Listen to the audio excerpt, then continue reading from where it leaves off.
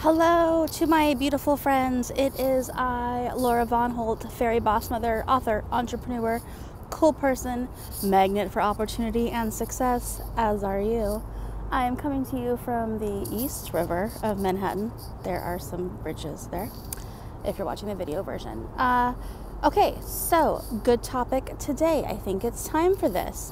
I want to talk about what to do instead of panicking. Yay! First thing I should say is that I'm not a medical professional or a medical expert. I'm just a fellow person trying not to panic. Yay! All right, so here is what I have to say about this. Okay, so as of today, it is March 11th, I think, yes. I'm in New York City. I flew on Monday, March 9th from Hawaii to New York, so I went through 2 airports. I definitely wiped down my seats and everything around me before I sat down on that airplane. I noticed some people had masks on. The airport seemed slightly emptier, but there was nothing seemed very unusual except for the planes being a little emptier as well. I'm in New York City, and definitely they are taking precautions here, but there is not full-scale panic, and while there have been some cases, it's definitely not the level of like Italy or anything, or even Seattle. And I wanted to share something that I talked about with my therapist, in case it was helpful to you, because right now it feels like, should we be buying all of the toilet paper and locking down? Should we be just going about our business? It's like a little hard to tell. And also, like, everyone seems caught between this thing of like, do I just shut down and not care, or do I completely panic? And it's like a little hard to figure out what to do. And I had a very lovely conversation with my therapist, and I'm just going to tell you what I took away from that, because I don't want to be like giving her advice without the benefit of her like being here. You know, I don't want to say what she said, but I'll tell you what I took away from our conversation. And I also want to say that one of the things that I appreciate the most about going to therapy is the opportunity to engage with emotions that are sometimes difficult or challenging and might even seem like prohibitive emotions in other places, but there's a safe space in therapy to talk about a lot of difficult things. So one thing that my therapist and I were talking about was this idea of like, right now it seems like put forth in the media and just out in the ether is like, the options seem like complete denial or apathy or complete panic. And she and I talked about the kind of like the space in between all of that. So what is the space in between complete panic or complete denial? And the thing that I found very comforting is that we focus on the space in between that is a space where you can be accountable for your own actions, you can be socially responsible, and you can focus on what you can control.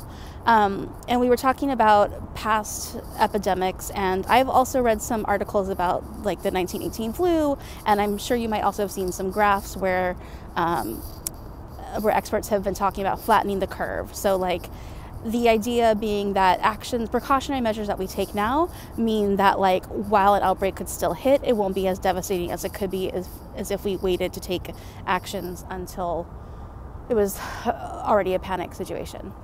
And what I found comforting about that was the idea that there is a space in between panic and apathy, and in that space we have control, because right now things feel out of control, because we all are human beings with animal bodies that are susceptible to disease. I know, no matter how good my Instagram is, I could still die. Who knew? Mortality check. What? Okay. So yeah. So the space in between apathy and denial is, to me, feels like a nice space. It's a space where we can do all the things the experts are saying to do, which are like wash your hands, don't go outside if you're sick, sneeze and cough into a tissue, avoid large crowds, don't do unnecessary travel, like all of the recommendations that the CDC and the World Health Organization are giving us. Those are actual actions you can take. You can also get supplies in case you think you might need to self-quarantine, or in case you might need to stay closer to home. that's an action you can take, and it's not a panic action, it's just being socially responsible. The other thing that you can do is that people have been saying, I'm not repeating anything new, I'm just saying what people are saying, the experts are saying, social distancing, staying a few feet away from people, not shaking hands, fist bumping, whatever. All of those things are actions within our control, things that we can do instead of panicking. And the other part that she and I talked about is one of the reasons I think contributing to people and this feeling of panicking and not knowing what to do is that by and large there is an absence of leadership. Whatever your politics are, there is an absence of leadership. Some of the response seems inadequate or erratic. I'll just say that.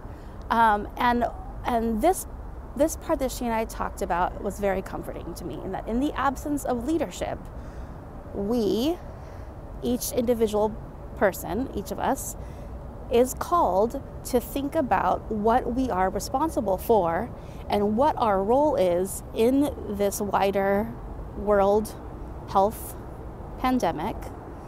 What is our role? What are we responsible for? And how can we be called to our own leadership?